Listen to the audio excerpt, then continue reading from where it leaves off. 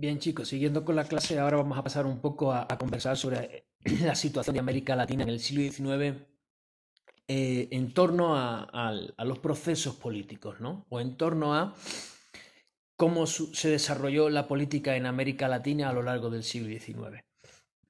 Bien, comenzando con la política en América Latina en el siglo XIX, habría que decir que hay una nueva pirámide, ¿no? O entre comillas, una nueva pirámide política, pero en realidad no llega a ser tan novedosa. ¿Por qué no llega a ser tan novedosa? Porque en realidad, si recordáis, cuando veíamos la pirámide colonial, colocábamos en la cúspide de la pirámide al Imperio Español y evidentemente al rey, ¿no?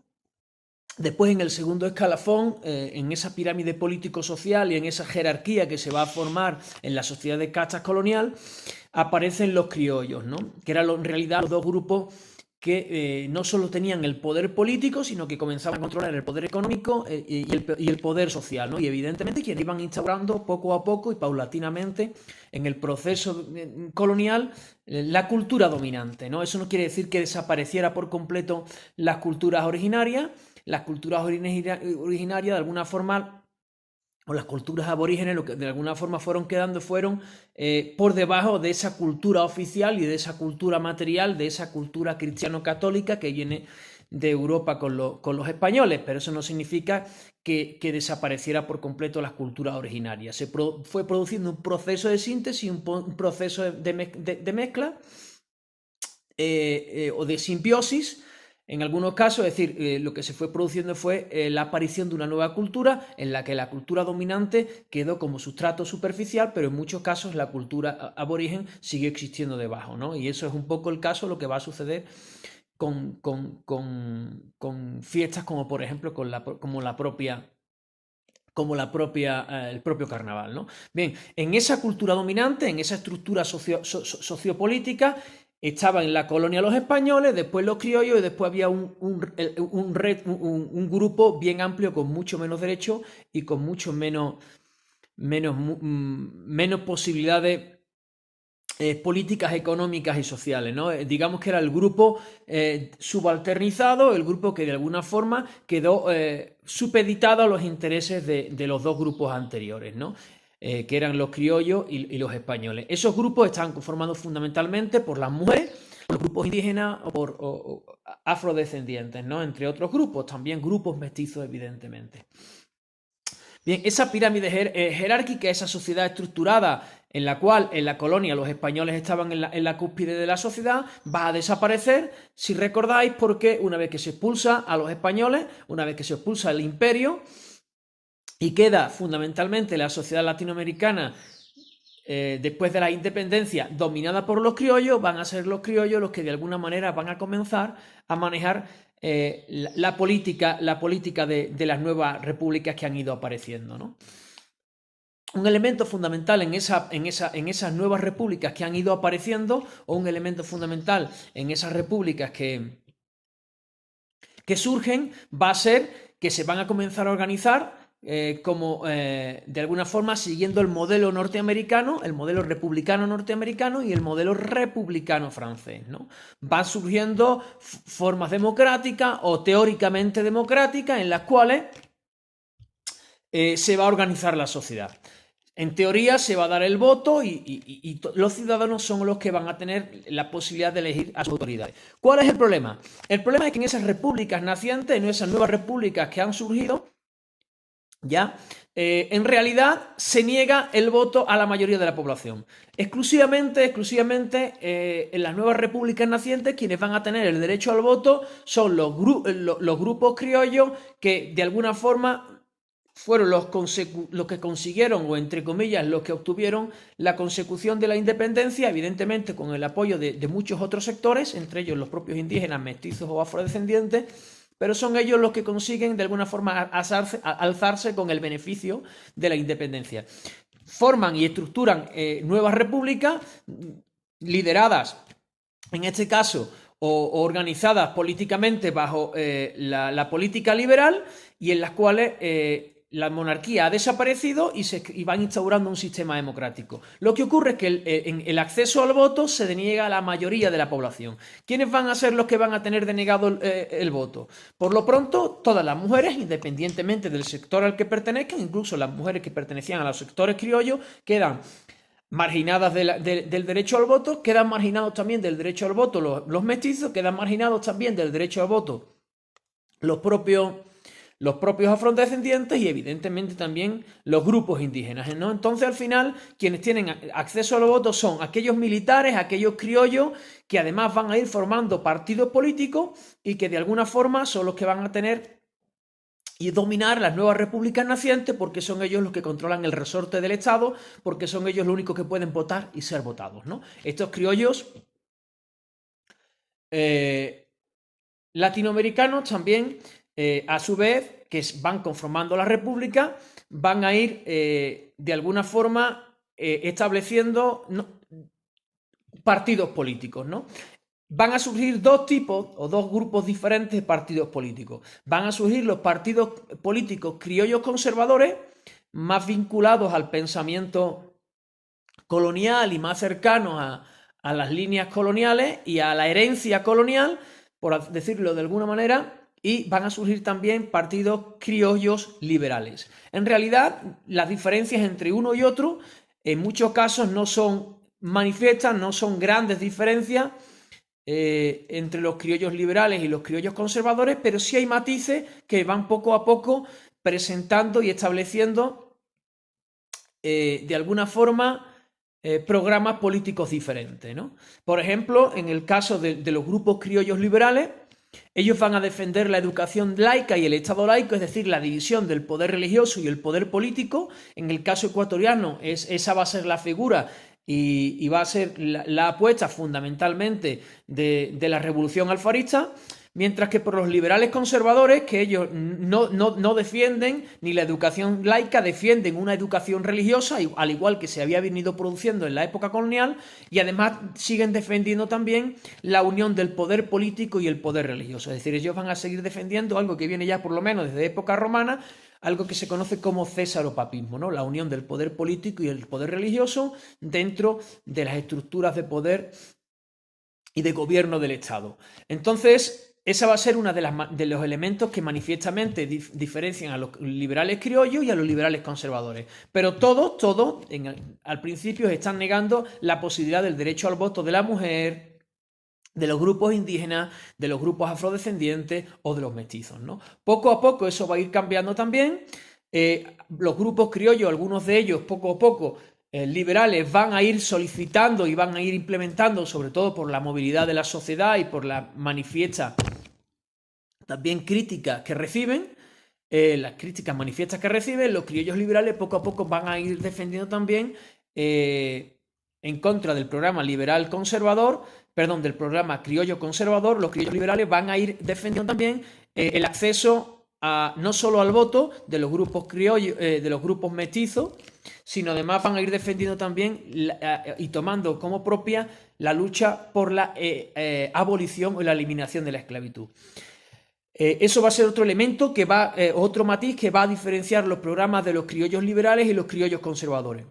La abolición de la esclavitud. ¿Y por qué? Porque mientras que los criollos conservadores manifiestamente en su mayoría no defienden la abolición de la esclavitud, es decir, el fin de la explotación de los afrodescendientes como esclavos, los criollos liberales poco a poco, en muchos casos, sí van a ir defendiendo e introduciendo dentro de su programa de gobierno, de su programa político, la abolición de la esclavitud.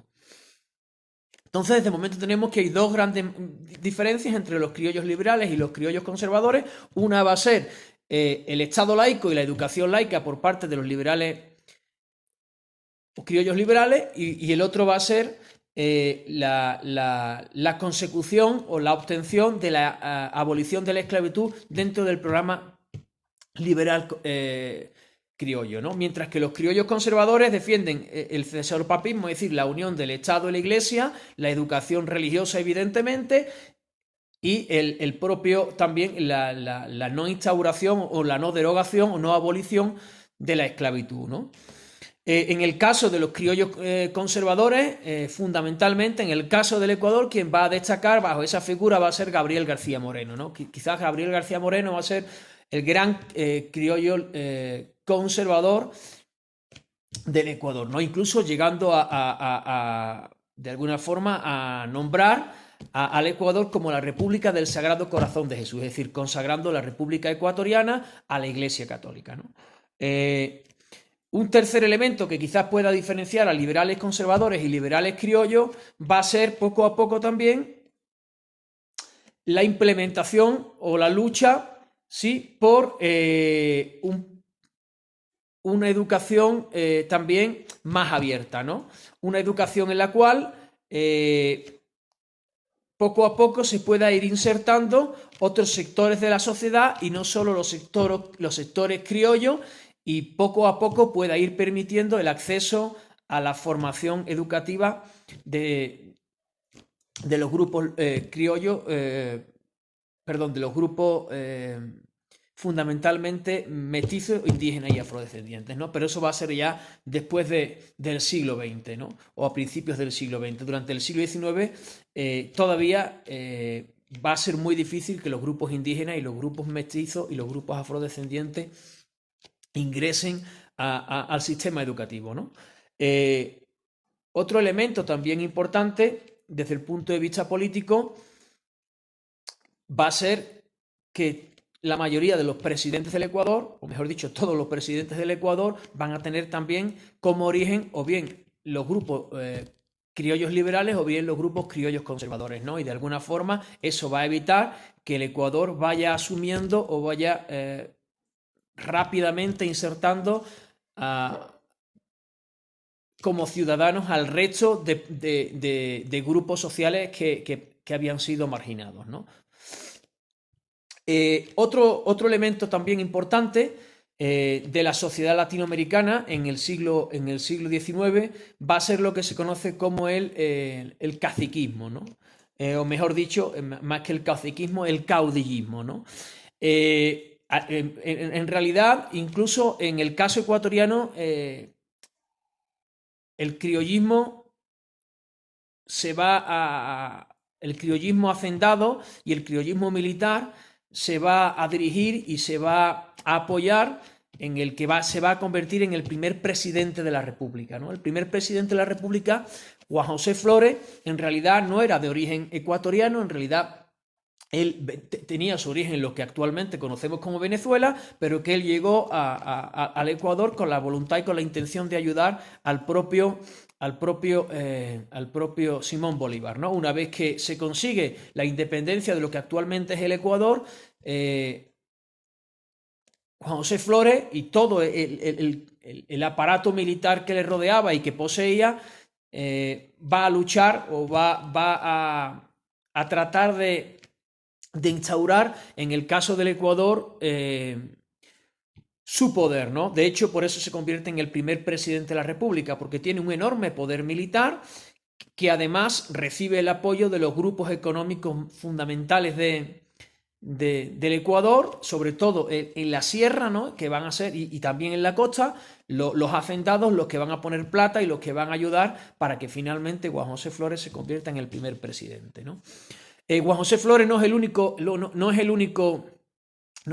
causa de caudillismo. Démonos cuenta que los caudillos fundamentalmente eran personas que habían luchado por la independencia, que tenían a sus espaldas un enorme aparato militar, el apoyo de sus tropas, y que manejando el apoyo de sus tropas o todo el apoyo que sus tropas están dispuestos a blindarles para que ellos consigan las presidencias de la República, más el apoyo que van a recibir muchos de estos caudillos, ¿no? Muchos de estos militares que se ponen al frente de la patria y a dirigir por primera vez las repúblicas, van a recibir también un enorme apoyo de las clases dirigentes y de clases acomodadas, sobre todo desde el punto de vista económico y hacendadas, ¿no? Entonces, eso va a formar parte de lo que es el elemento fundamental del caudillismo, la capacidad que van a tener los militares después de la independencia de alcanzar la presidencia de la República y convertirse en los primeros presidentes, Y en muchos casos, si no se convierten en presidente, como es el caso de Juan José Flores, que era un caudillo, un militar con apoyo hacendado, que se convierte en presidente del Ecuador, o el caso de Antonio José de Sucre en Bolivia, va a haber otros casos en los cuales los caudillos no van a tener la presidencia de la República, pero sí van a ser los que eligen los presidentes de la República. Es el caso, por ejemplo, del mismo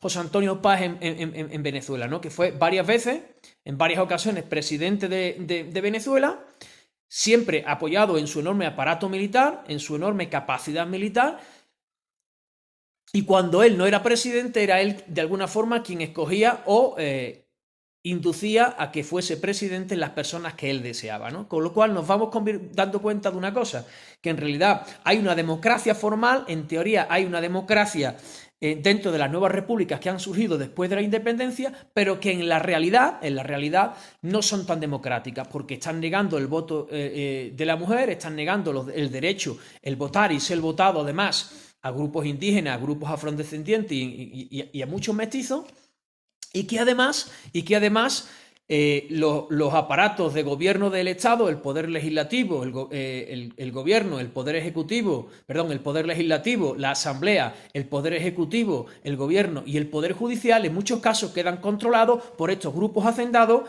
y por estos caudillos, llámese Juan José Antonio Páez, llámese Juan José Flores, etcétera, que de alguna forma son los que van organizando la vida de la República y liderando la vida de la República, y van instaurando los programas políticos que interesan a las clases dominantes y a las élites dominantes en América Latina en general y en el Ecuador en particular.